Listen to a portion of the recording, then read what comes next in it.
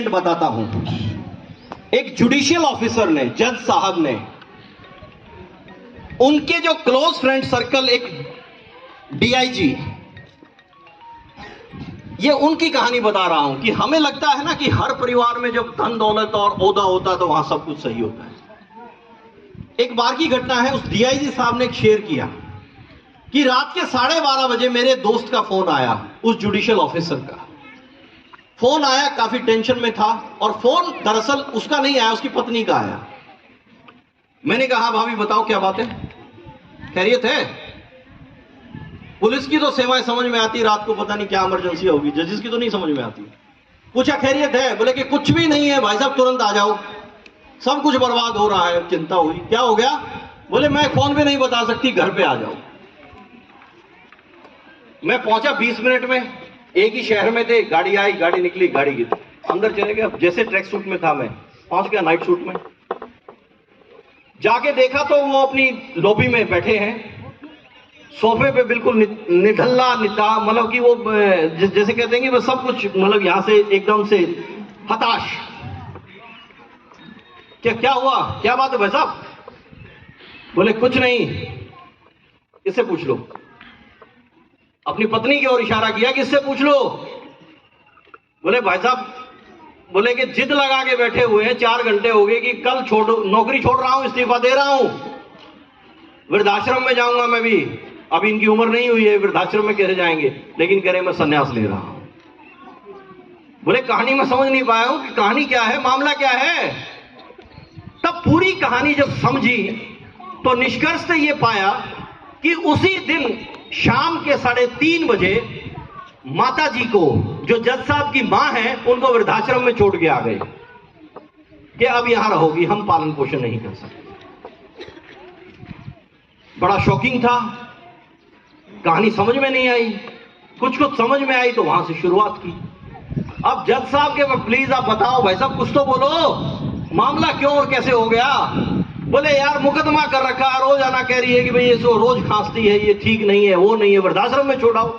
और मैं कह रहा हूं कि इस मां ने बर्तन मांझ के झूठे लोगों के कपड़े सील के मेरी परवरिश की है, इस औहदे को ऐसे ही नहीं पाया है।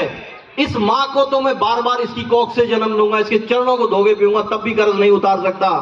इस औरत ने इतना मजबूर कर दिया कि मेरे को वृद्धाश्रम में छोड़ के आना पड़ गया। अब मैं इतनी गलानी फील कर रहा हूं कि मेरे जीवन का क्या बनेगा। ये इतने लालच जो कर रहे हैं ना, इस औहदे की वजह से कर रहे हैं। मैं कल इस्तीफा दे रहा हूं, मेरी जितनी समा पूंजी है मैं सब दान कर रहा हूं, मैं आश्रम में जा रहा हूं, ये इसलिए रो रही है। अब काउंसलिंग की बात है कि लॉर्ड कृष्णा ने क्या किया खुले मैदान में कुरुक्षेत्र के, कि ये जो तेरे अपने हैं, ये तेरे पे तीर ताने खड़े हैं, ये मारेंगे तेरे को, ये युद्ध का मैदान है, तू चला, शस्त्र उठा। ये उस वक्त की काउंसलिंग थी और उससे फिर नतीजे सबके सामने हैं। अब उन डीआईजी साहब ने उन जज साहब की पत्नी से बात की कि भाई मैडम आप ये बताइए, कल आप इस अवस्था में हो गए, आपके बच्चे आपके साथ क्या करेंगे? सुबह के 4:30 बज गए, मामला सेटल हो गया, थैंक गॉड। निर्णय यह हुआ कि माता जी को तुरंत प्रभाव से लेके आएंगे, मैं सॉरी फील करूंगी, मेरे से वाकई में गलती हो गई है, भविष्य में ऐसा नहीं। अब क्योंकि ये अच्छी खबर थी, पॉजिटिव थी, तो सबने निर्णय किया कि चलो अभी लेके आएंगे। हो गई सुबह, 4:30 बजे हैं, वहां तक पहुंचेंगे, 1 घंटा और लगेगा। सब अंतिम निर्णय के साथ वहां पहुंचे। जैसे ही गेट पे गए तो वॉचमैन ने कहा कि हाँ जी। बोले खोलो, माता जी को छोड़ के गए थे और लेने आए हैं। बोले सॉरी, 9 बजे दफ्तर खुलेगा, मैनेजर साहब आएंगे, उसके बाद आना, अभी नहीं खुल सकता। उन्होंने कहा कि अरे भाई ये जज साहब हैं, इनकी माता जी को छोड़ के गए थे। बोले जी कौन है जज साहब? बोले ये जज साहब। बोले अच्छा जी। बोले 9 बजे आना। बोले क्या बात कर रहा है, मैं डीआईजी हूं। बोले ही सारी बात सुन ली, लेकिन मेरी ड्यूटी 9 बजे तक किसी को अंदर जाने से रोकने की है, माफी चाहूंगा। बात चलती रही, फिर दोहराई गई बातें, डीआईजी और जज साहब। अब वो चौकीदार ने कहा कि भाई कमाल हो गया। बोले क्या कमाल हो गया? बोले जी आप कह रहे हो जज साहब हो, आप कह रहे हो डीआईजी साहब हो, ये जज साहब अपनी माता जी को वृद्धाश्रम में छोड़ गए। बोले हाँ, लेने आए हैं। अब उस चौकीदार ने कुछ इस लहजे में बात की, उसको मैं कुछ पंक्तियां मैंने उस पर लिखी थी। मतलब हम कहते हैं कि आदमी तो इलिटरेट है, ये आदमी तो चौकीदार है, डंडा लेके बैठा रहा, लेकिन उसका अनुभव जीवन का, उसकी सोचने की अक्षमता सोचो, और उसका साहसी दृष्टिकोण अपनी ड्यूटी के प्रति कि नहीं जाने दूंगा। उसने कहा, तो वो पंक्तियां जो मैंने लिखी थी वो ये थी कि ना गुमान कर, कहा था कि भाई आओगे आप डीआईजी जी, तुम अपनी मां को ही नहीं संभाल सकते, क्या करोगे। ना गुमान कर पद ओहदे और उम्र का, यही तो गुमान रहता है हमें। मैं तो क्लास 1 ऑफिसर हूं, मैं किसी से बात ही नहीं करूंगा, रिटायर हो जाएगा फिर करेगा, और फिर लोग कहेंगे कि चलिए अब आपकी जरूरत नहीं है। जब समाज को आपकी जरूरत है, और समाज जब मैं शब्द यूज करता हूं तो काइंडली इसको जाति संप्रदाय से कभी मत जोड़ना।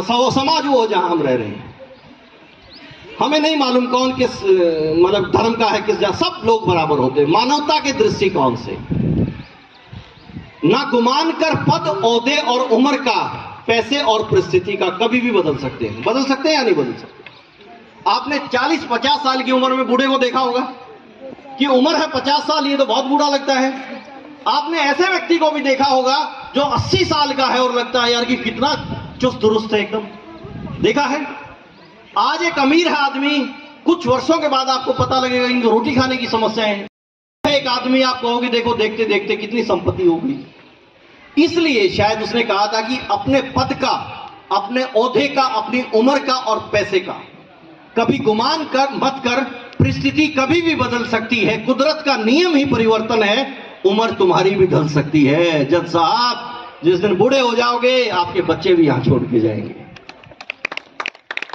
हमें आज इस युवा अवस्था में, संपन्नता में, उस अंतिम निर्णय के बारे में सोचना है कि हम क्या चाहते हैं कि हमारे साथ कैसा हो।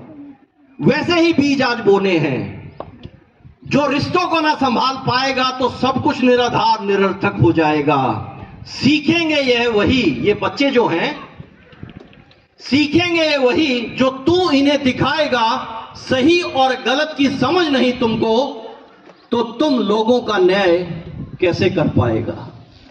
अरे जज साहब, जब आप अपने घर का न्याय नहीं कर पा रहे हो तो लोगों का क्या न्याय करोगे। उस चौकीदार ने सच्ची लेकिन कड़वी बात कह दी, और उस कहानी के अनुभव से मैं आपको जो साझा कर रहा हूं यही है कि हमारे जो बुजुर्ग हैं, हमारे घर के बड़े हैं, ये उस हरे भरे पेड़ की जड़ें हैं, इनको सींचते रहिए, ये छांव भी देंगे और मीठे फल भी देंगे। और अगर जड़ें मजबूत हैं तो पेड़ भी हरा रहेगा, फूलों में सुगंध भी होगी।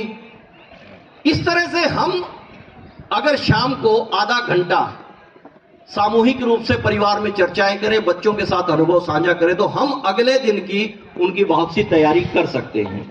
आज के